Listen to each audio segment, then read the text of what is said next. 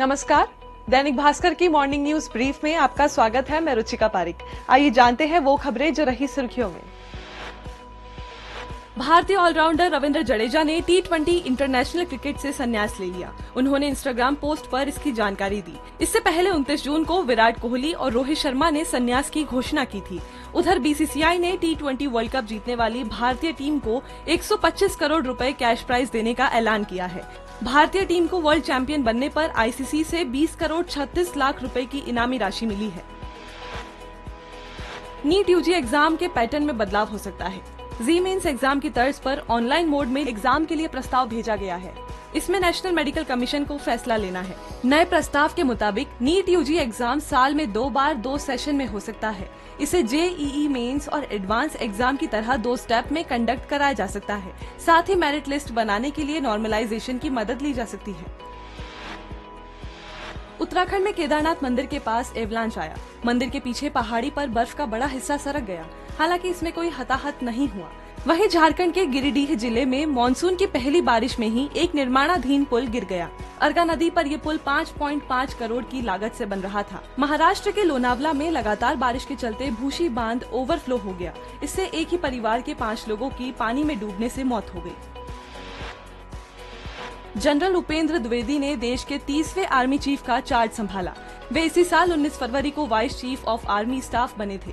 General Manoj Pandey ने retirement के बाद जनरल उपेंद्र द्विवेदी को चीफ ऑफ आर्मी की कमान सौंपी। लास्ट वर्किंग डे पर मनोज पांडे को गार्ड ऑफ ऑनर दिया गया। वे 26 महीने तक आर्मी चीफ रहे। फ्रांस में नेशनल असेंबली की 577 सीटों के लिए पहले चरण के चुनाव हुए। दूसरे चरण की वोटिंग 7 जुलाई को होगी। दूसरे चरण में केवल वे ही उम्मीदवार खड़े हो सकते हैं जिन्हें पहले चरण में 12.5% से ज्यादा वोट मिले हों। नेशनल असेंबली में बहुमत के लिए किसी भी पार्टी को 289 सीटें जीतना जरूरी है। इन चुनावों में विदेशों में रह रहे फ्रांसीसी नागरिक भी वोट डाल सकते हैं। अब वो खबर जिस पे रहेगी हमारी नजर। देश भर में 3 नए क्रिमिनल लॉ लागू होंगे। भारतीय न्याय संहिता, भारतीय नागरिक सुरक्षा संहिता और भारतीय साक्ष्य अधिनियम पुराने कानूनों की जगह लेंगे। भारतीय नौसेना प्रमुख एडमिरल दिनेश के त्रिपाठी 4 दिन की ऑफिशियल विजिट पर बांग्लादेश जाएंगे। इस यात्रा का उद्देश्य दोनों देशों के बीच द्विपक्षीय रक्षा संबंधों को मजबूत करना है। ये खबर जरा हटके है। लंदन की एक सड़क पर दुनिया की सबसे छोटी कार पील P50 नजर आई। इसे 2010 में दुनिया की सबसे छोटी कार के तौर पर गिनीज वर्ल्ड रिकॉर्ड्स में शामिल किया गया था। 1962 से 1965 के बीच ऐसी 50 कार मैन्युफैक्चर की गई थी। अब ऐसी 30 कार ही मौजूद हैं। पील P50 कार 137 सेंटीमीटर लंबी और 99 सेंटीमीटर चौड़ी है। इसमें ड्राइवर के बैठने के अलावा सिर्फ एक शॉपिंग बैग रखने की जगह है। 1960 के दशक में ये कार 199 यूरो में बिकी थी। और अब आज के दिन का इतिहास।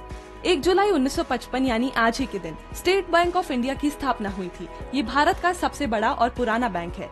इंपीरियल बैंक का अधिग्रहण कर इसे स्टेट बैंक ऑफ इंडिया नाम दिया गया। देश के 1/4 मार्केट पर इसका कब्जा है। पूरे देश में बैंक की 22,000 ब्रांच और 62,000 से भी ज्यादा एटीएम है। एसबीआई का कारोबार 31 देशों में फैला हुआ है। और अब थॉट ऑफ द डे।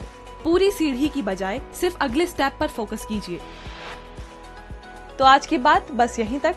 कल फिर होगी मुलाकात। तब तक के लिए देखते, पढ़ते और सुनते रहिए दैनिक भास्कर ऐप।